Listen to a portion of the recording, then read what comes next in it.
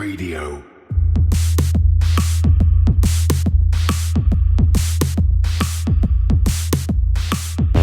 You're listening to Cryptocurrent, the only podcast that explores the bold projects, exciting opportunities, and the growing reach of blockchain and cryptocurrency. Whether you've got skin in the game or you're just crypto curious, keep an open mind, enjoy the conversation, and stay cryptocurrent. Now here's your host, Richard Carthon. Hello, everyone. Welcome to another episode of Cryptocurrent. Your host here, Richard Carthon. And today I got a very special guest all the way out in California. We have Ankit with Sapien. How are you doing today? I'm doing well, Richard. How about yourself? Man, I'm doing well. There's a lot of things going on in the world right now, but conversation that we can hold for later. But, before we dive into everything that we need to discuss today, how about you start off by giving us a little bit of background about yourself? Definitely. So, my name is Ankit Bhatia. I'm the CEO and co-founder of Sapien. It's a leading Ethereum-based social network. Our mission is to build a decentralized, community-driven platform that rewards creators and puts users back in control of their data. A little bit about myself. I was born in India, came here when I was 4 years old. So typical immigrant story. I took credit a lot of my work ethic to that. And I went to University of California, Berkeley. I got a degree in electrical engineering and computer science in 2016. And over the past 5-10 years, I've just been fascinated by blockchain and its ability to democratize various industries from gaming, and in particular for Sapien, it's restructuring social to make it more fair and democratic. So that's a little bit about myself. Awesome. And I mean, you have quite an extensive background with being in creating really cool technologies. And, what was the very first introduction that you had into the blockchain and crypto space? Mm-hmm. Yeah, so this was a fun one because we were basically in our college dorm in Foothill at Cal, and we were just in the common area. And as college students like to do, we like to discuss, debate topics. So we were up this particular night till I think it was 2 or 3 a.m. We were just sitting in the common area talking about various technologies. One of the things that kept coming up was privacy and how we can better build systems and technologies that protect privacy. Because we were hearing this all in the news. This was early 2013, where we would just get these atrocious data leaks and news about data exploitation. And we felt that there needed to be a better way to approach this. So one of the technologies that we were discussing at the time was Tor, which was this onion browser that allows anyone to route their internet traffic through various routers and be undetectable. So we were actually discussing the morality sort of behind that and how it was really a double-edged sword because it really enabled you to access the dark web, but also it was sort of the true tool that would protect you from having all your activity tracked. So, it kind of came off that. We were talking about the implications of that. A few of the floor mates and my one of my friends, Rob Giametti, who later became my co-founder, one of the floor mates went to a website, and that's when I first saw the Bitcoin logo. And that was really profound to see because I was like, wait, I mean, they're not taking dollars here. It's Bitcoin. This is something else entirely. And then we started to get into it, do a little bit more research and understand really wow, this is some really powerful tech. I mean, you're sending anonymous funds across the world for, fractions of a cent. And that was amazing to see. And, over the years, we did more research. We really understood the technology. And then I think it was a few years later that I actually read the white papers and really got involved in the space. So. Excellent. So you dive in, you're like, okay, there's something to having security and then also just having this digital new way to be able to spend your money. At which point where you're like, this is something that I will I potentially want to create a career in this. I want to create something on this new technology that is blockchain. Can you speak to how that decision was made and then, how you start to build your company off of that? Yeah, it was a long journey, and it didn't start immediately with blockchain. So when I say we, I say myself and Rob. We were really just frustrated with social media, right? We looked at what was going on, the lack of free speech, these big centralized companies coming in and arbitrarily drawing the line between free speech and censorship. You often, and we're hearing more about this these days, but you basically have like a small committee that's making all these decisions whether someone's allowed to be on the platform or not. And we thought like that's just shouldn't be the way that social should operate online.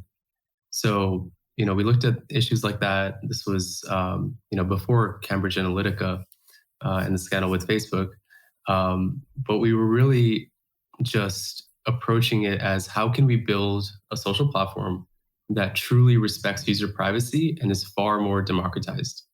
So Right. our story actually starts with we were sitting at Free Speech Cafe. I remember we just pulled out a blank text file and just started coding. And,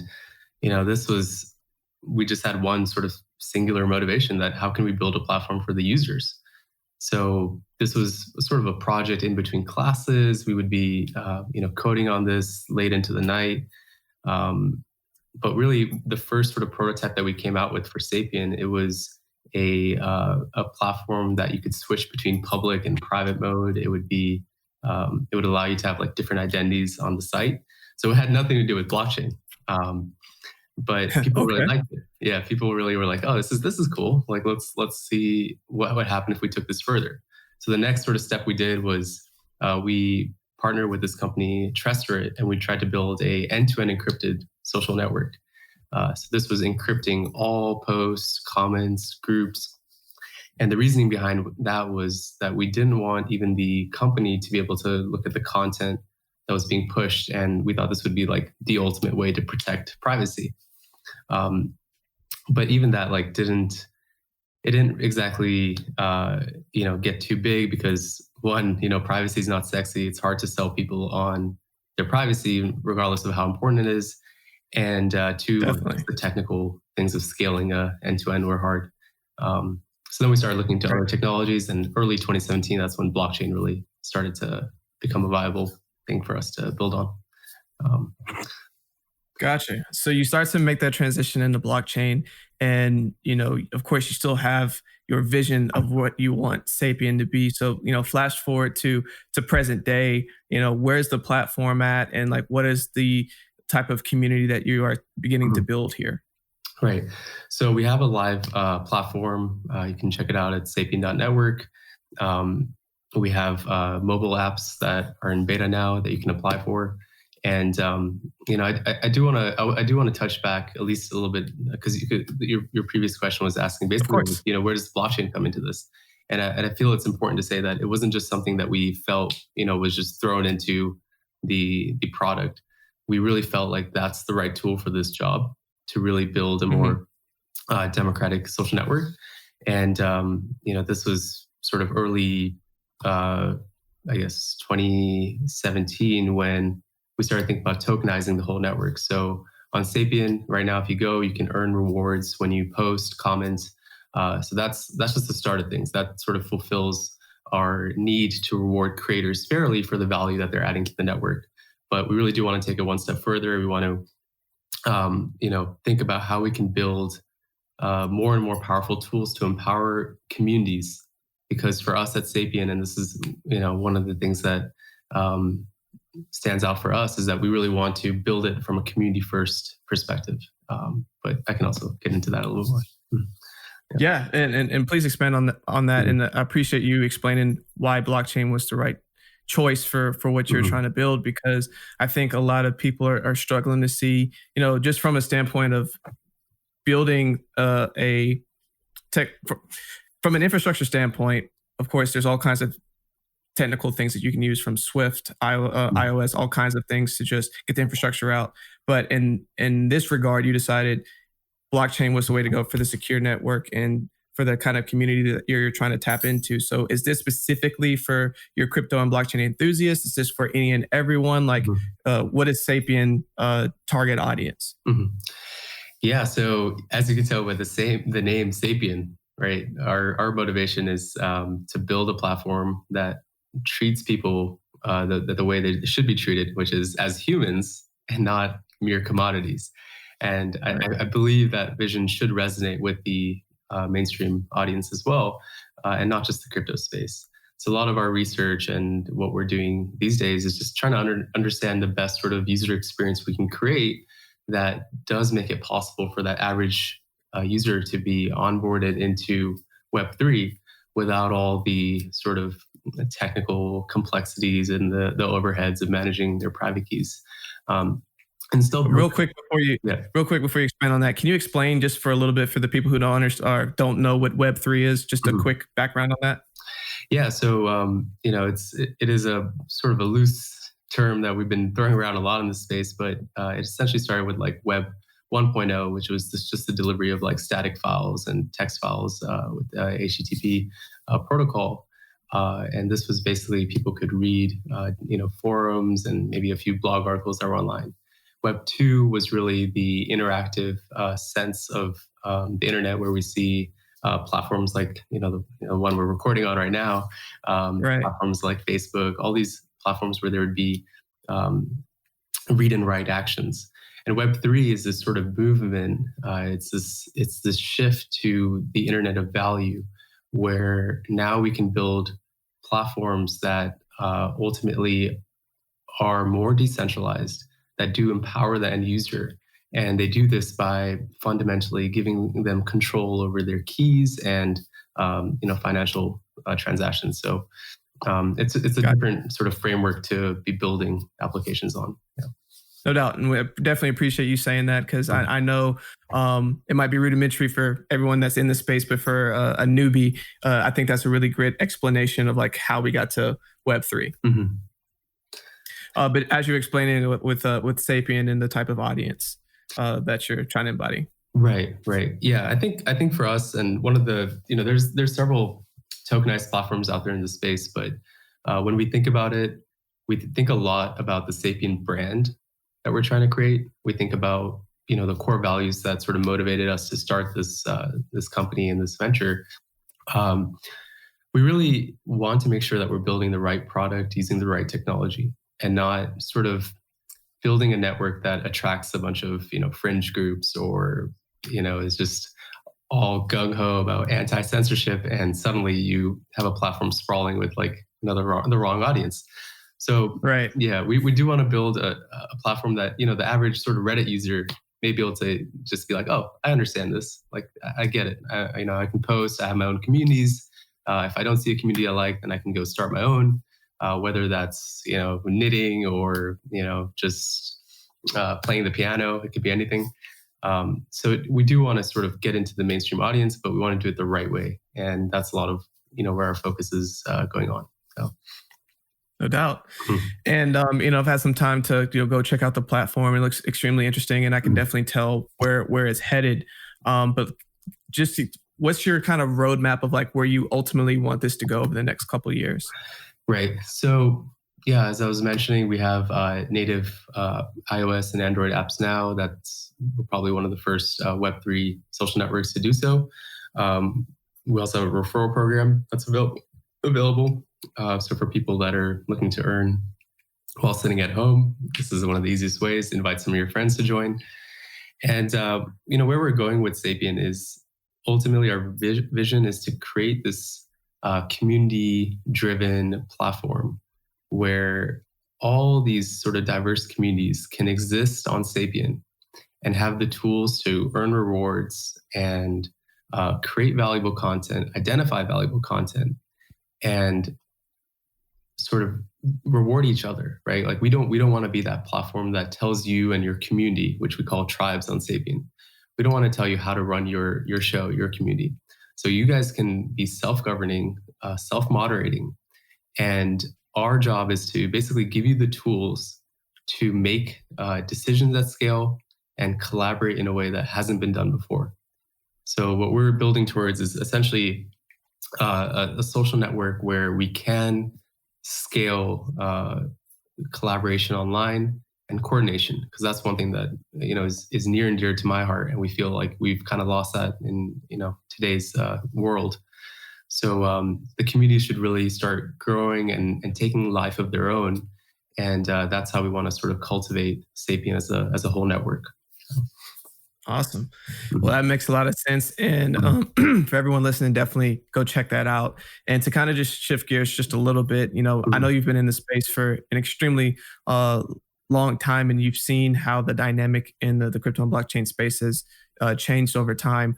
What are some things that are on the horizon that you think people should be looking out for?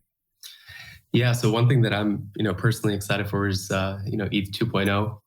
It does keep getting punted. I think they were thinking about July, and now I don't know. But I think it's exciting to see the testnet live. So that's something that I've been keeping an eye on to see the participation across the world. So I think proof of stake is going to be huge. I think we need to get away from just burning not wasteful energy to power a chain. So I'm definitely not a Bitcoin maximalist. I understand the benefits of Bitcoin, but it's not a sort of world that I would want to be promoting. So, sharding, what Ethereum's doing, some of the Ethereum killers like Near Protocol that have sharding already built out. So from a technological sense, starting with scalability is a good idea instead of running it into a bottleneck and trying to figure out what to do next. And also just aside from the tech, like just some of the mainstream applications that are really cracking through to the mass market. So this would be like Brave browser with millions and millions of users, and Audius, which is a music app. So just interesting to watch them, see how they do. Yeah, no doubt. And just even as you're saying, like some of the applications breaking into the mainstream, I think Joe Rogan just the other day was talking about how he sometimes uses it, and like it's just bringing more attention to the overall space. So I think that is a huge thing. And hopefully, as everyone's listening to this, years from now, you can be like, yeah, I heard Sapien years ago, back when it was just starting up, and now it's this huge, massive thing. So I really do appreciate your time telling us all about Sapien and everything that you have going on. What is the final thought that you want to leave with all of the listeners here today? Yeah, there's a couple of thoughts. The first one would be that it's not too late to join Web3, right? It's just there's so much energy and activity in this space, and a lot of the projects from early 2017, the bull run, they're really starting to come out now and come out with the products and experiences that do add value to your life. So it's not too late. Personally, for the past 7 years in my life, I've found some of the nicest, smartest people working in this space that do like to balance their technology with the ethics of what are they really building. So it's incredibly exciting. I definitely urge everyone to check out Sapien if you're interested in see how we're reinventing social for the future. And I look forward to having you a part of the journey. So absolutely. Well, definitely appreciate that. What are some different ways that people can connect with you and also can continue to learn more about Sapien? Yeah, so we actually recently launched our community Discord for Sapien. So if you check out our platform, you'll see a link to the Discord. You can see us there. I'm active in the community there, or on the platform itself. If you're posting, I'll jump in once in a while. And if you're still more traditional and clinging on to the ways of Web 2, then check me out on Twitter at OXAnkit. Excellent. Well, again, Ankit, really appreciate your time today. And for everyone listening, stay cryptocurrent. Hi, everyone. Thanks for listening to another episode of Cryptocurrent. For more information on this episode and all of our episodes, please visit us at www.crypto-current.co. Stay up to date with the latest news in cryptocurrency. You'll receive daily emails Monday through Friday that are personalized and curated content specific to you and your interest, powered by artificial intelligence. Are you an accredited investor looking to invest in cryptocurrency? Crescent City Capital can help. Go to crescentcitycapital.com for more information. If you're finding value in our content, please take 5 minutes to leave a 5-star review and a great comment. Also, please make sure to share this podcast with others.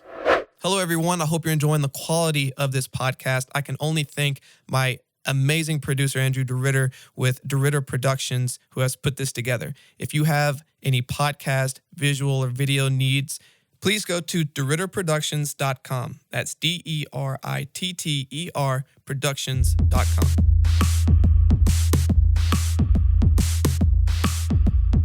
Thanks for tuning in to another episode of Cryptocurrent with Richard Carthon.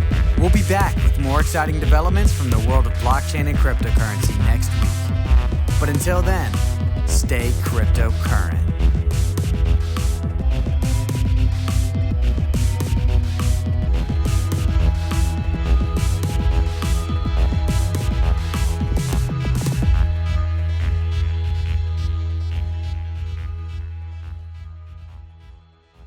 Please use available exits now.